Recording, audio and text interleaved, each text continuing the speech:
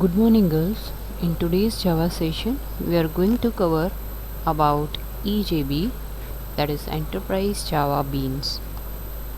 This topic is very small, but exam point of view, this is very important, right? All the questions are very important.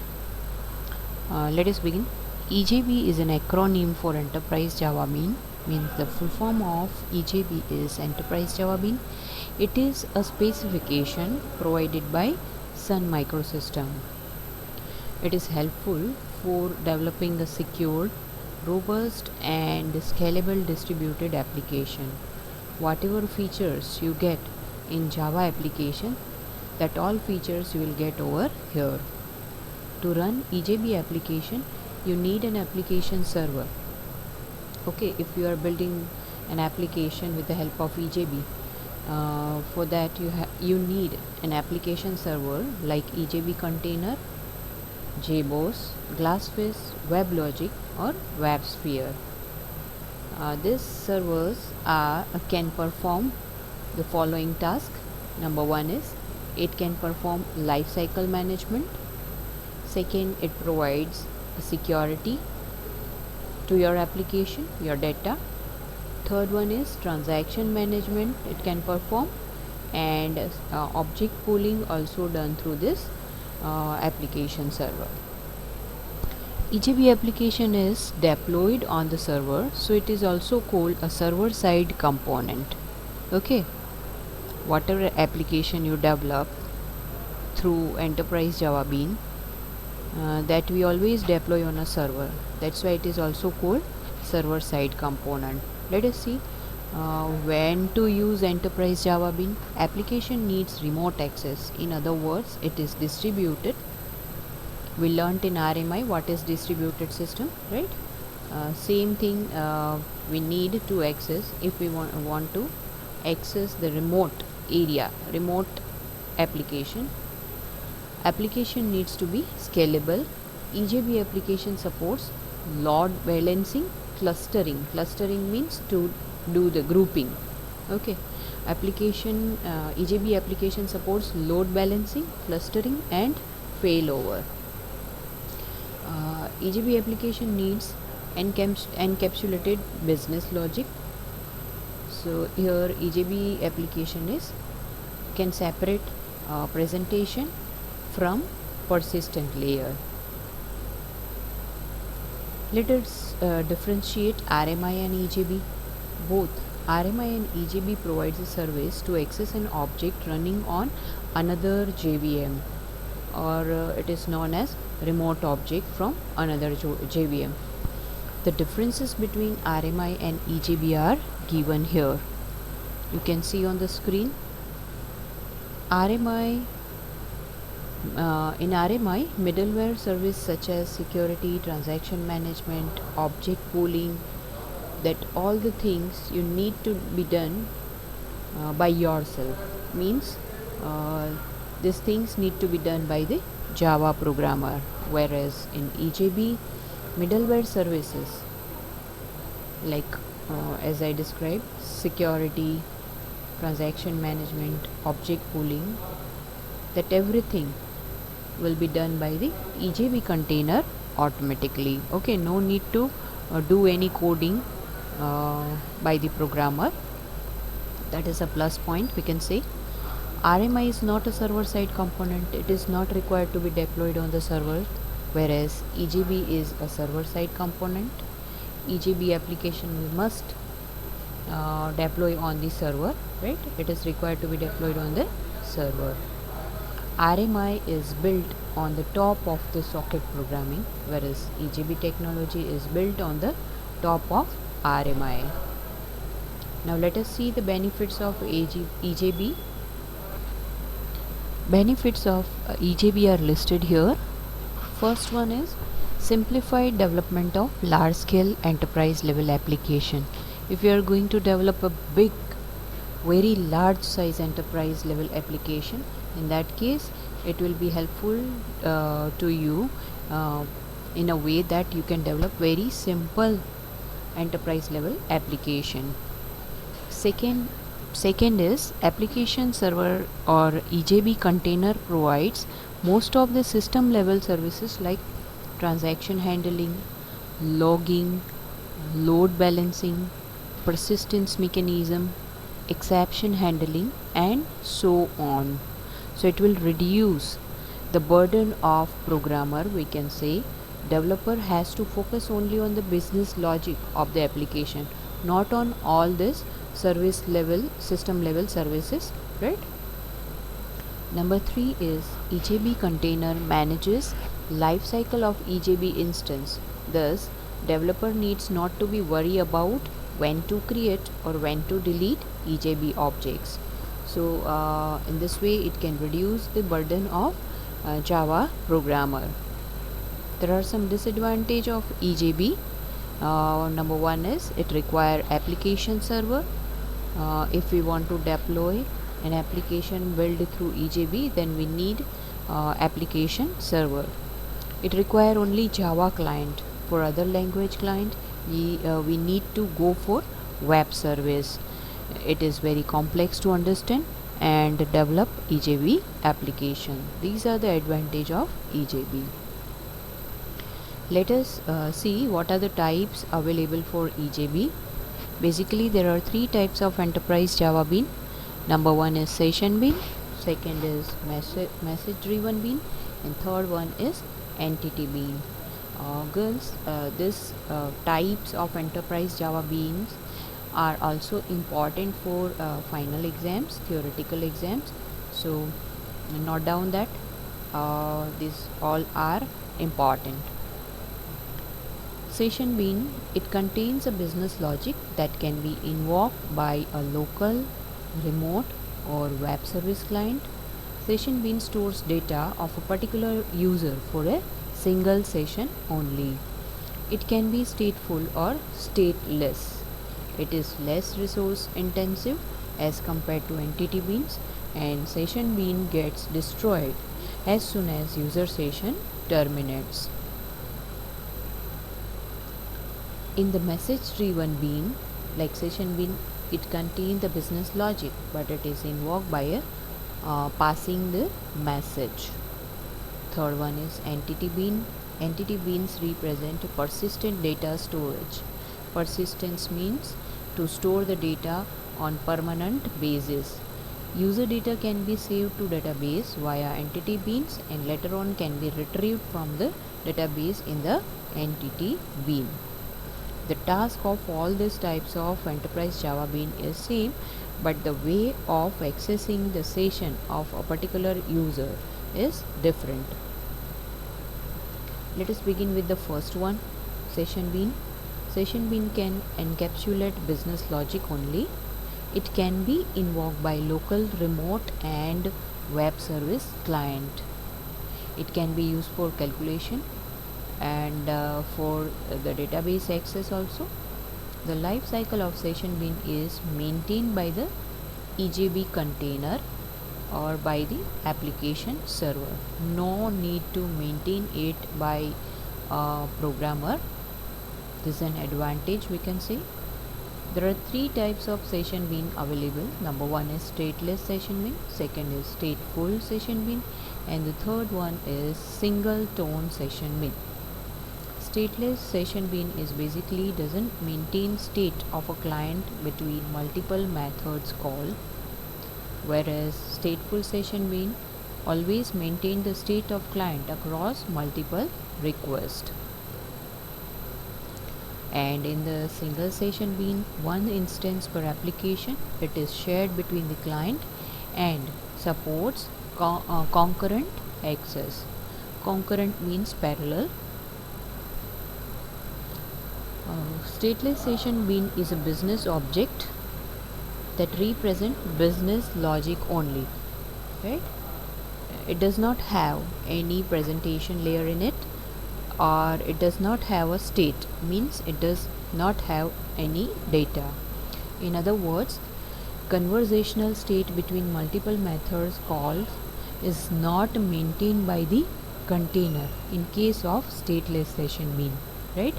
The stateless bean object are pulled by a EJB container. to service the request on demand. It can be accessed by one client at a time. In case of concurrent access, EJB container routes each request to different instance. Now here you can see the life cycle of stateless session bean. There is only there are only two states of stateless session bean.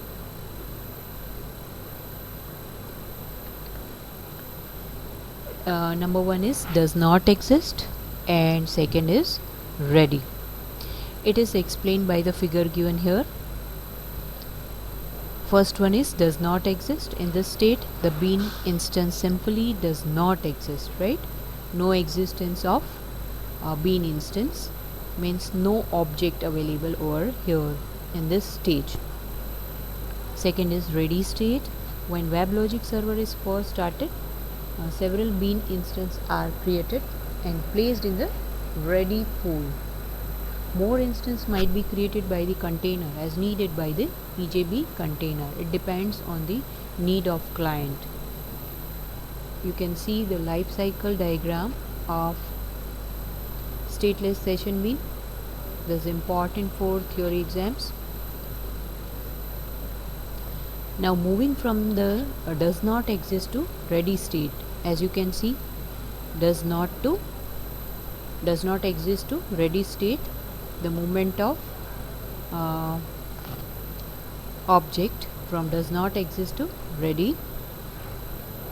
When the EJB container creates a stateless session bean instance to be placed in the ready pool, it calls the callback method. Okay, it calls the callback method public void set session context. Here you can see set session context. It has one parameter, right? Session context CTX. After the callback method set session context is called, the EJB container calls the callback method EJB create. The EJB create method is only called once during the whole life cycle of stateless session bean. For a stateless session bean, calling the create method returns a reference to a bean instance already in the ready pool. Okay, whatever object of session bean is available in this ready pool, the reference of that object will be returned by the method EJB create. It does not create a new bean instance. Okay, keep this thing in your mind. It does not create a new bean instance. The management of stateless session bean instance is fully done by the EJB container. Now second state is ready state.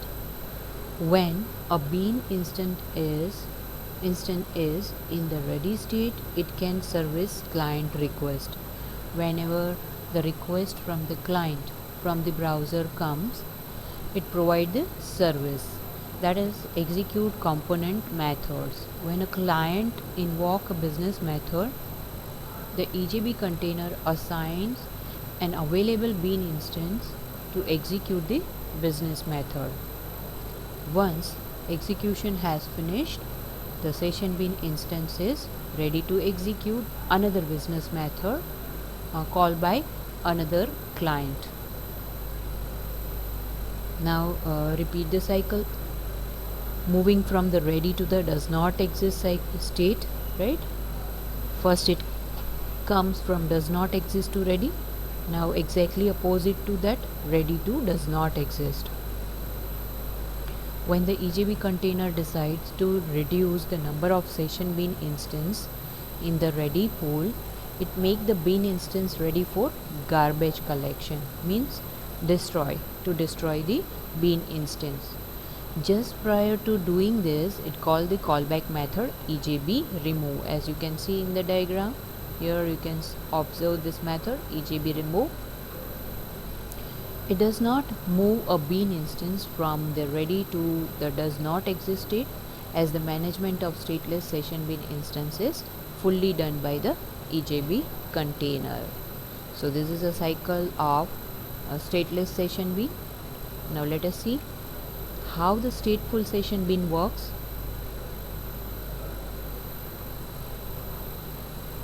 On the screen you can see the diagram of stateful session bean, which is very similar to the previous one, first type, stateless session bean, right?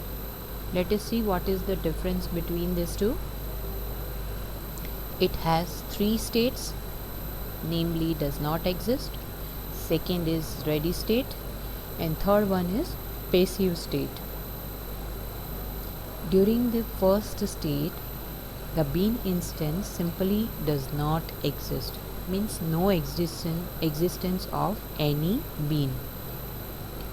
Second state is ready state. Here a bean instance in the ready state is tied to a particular client and engaged in a conversation. If any call come from the web browser, in that case a particular client and the bean will be engaged for the conversation. Third one is passive state. A bean instance in the passive state is passivated to conserve resources. The various state transition as well as the methods available during the various states are shown here.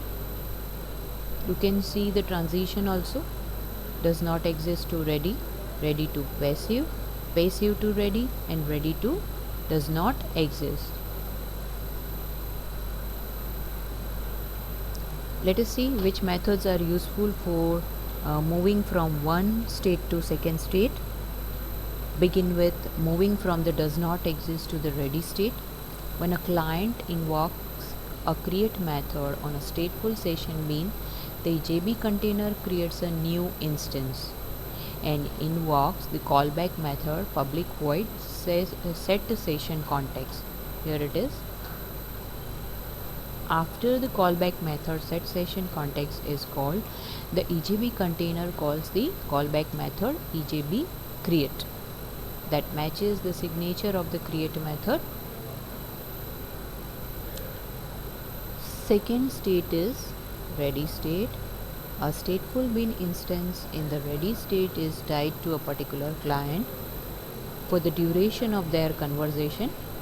During this conversation, the instance can be execute component method invoked by the client. Third state is activation and passivation. To more optimally manage resources, the EJB container might passivate an inactive stateful session bean. This object by moving it from the ready state to the passive state. When a session bean instance is passivated, its non-transient data is serialized and returned to the disk, after which the bean instance is purged from memory. Just prior to the serialization, the callback method EJB passivate is invoked. As you can see in the diagram, here it is, EJB passivate, right?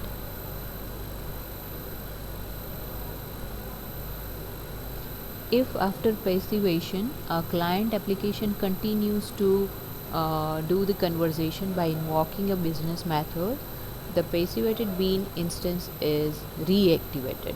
Okay, you can see that in the transition we have shown EJB activate method, which will activate the object of EJB and make it active and place it in ready pool.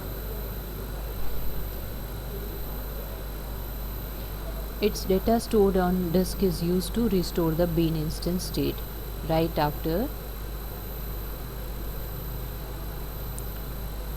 Moving from the ready to the does not exist state. When a client application invokes a remove method on the stateful session bean, it terminates the conversation and tells the EJB container to remove the instance.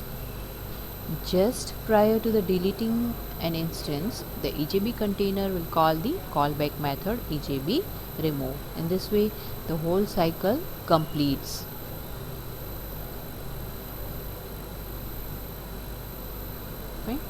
Now the third type is entity EJB.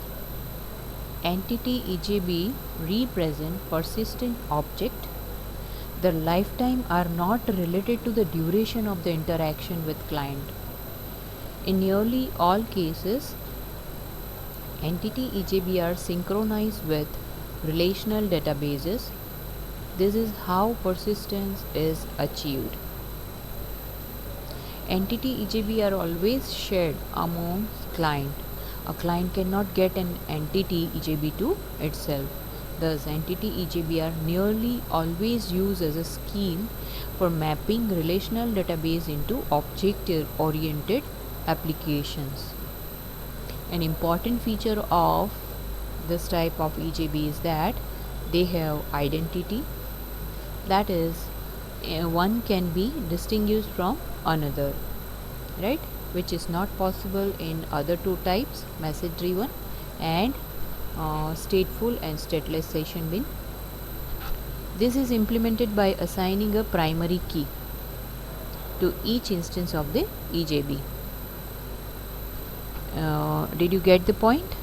જે પણ instance create થાય છે entity EJBની અંદર એને primary key apply કરે છે.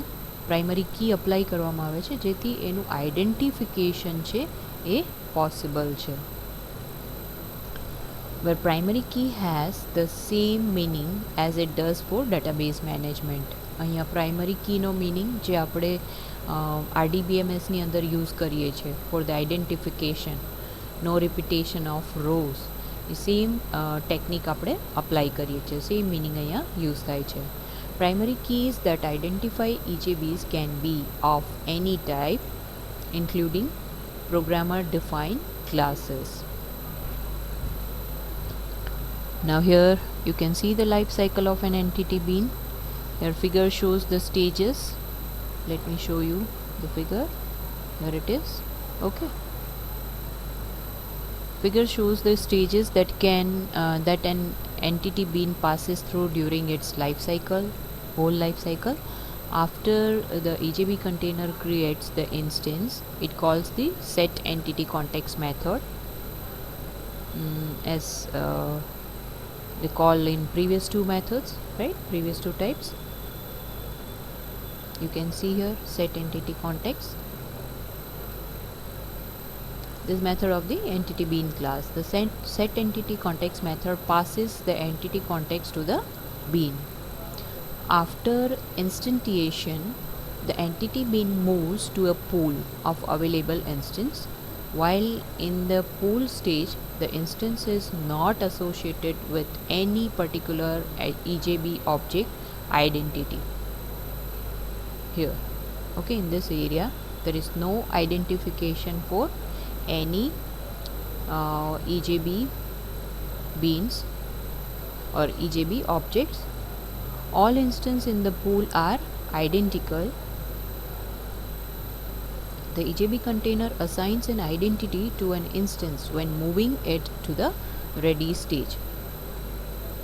When the object moves from pooled to ready area, at that time the EJB assign identification to that particular object, right? Here it is. While in the pool stage, the instance is not associated with any particular EJB object identity. All instances in the pool are identical. The EJB container assign an identity to an instance when moving it to the ready stage from the pool stage. There are two paths from the pool stage to the ready stage. One is on the first path, the client invokes the create method, causing the EJB container to call EJB create and EJB post create methods. As you can see here, EJB create and EJB post create methods. On the second path, the EJB container invokes the EJB activate method. Here EJB activate method is shown, right? While an entity bean is in the ready state and its business method can be invoked. There are also two paths from ready stage to the pool stage. reverse of this one. First, a client can invoke the remove method, which causes the EJB container to call the EJB remove method. As you can see here, it is shown. Second, the EJB container can invoke the EJB passivate method. You can go with the either of methods, either of way, right? Transition from pull to ready. There are two paths available.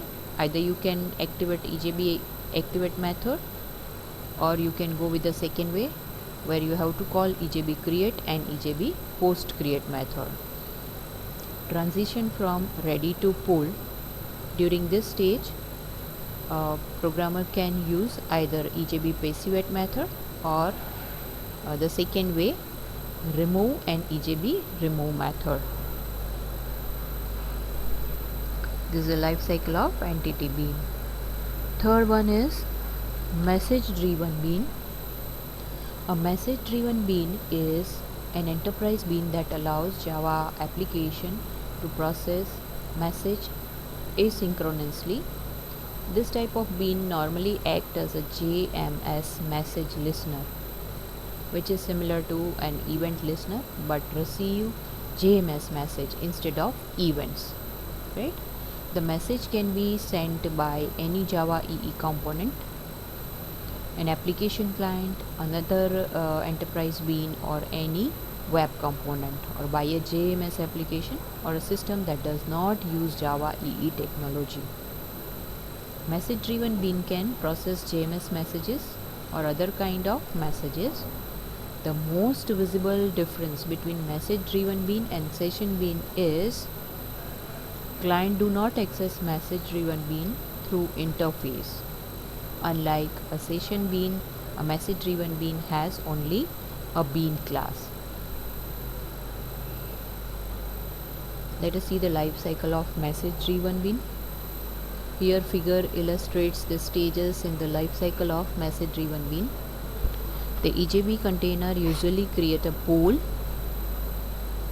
of message driven bean instance. For each instance, the EJB container instantiate the bean and perform this task. Number one is it called the set message driven context method. It is specified over here to pass the context object to the instance, and it calls the instance EJB create method to create an instance, right? That is on message. When it get a message, it calls the EJB create method to create an instance.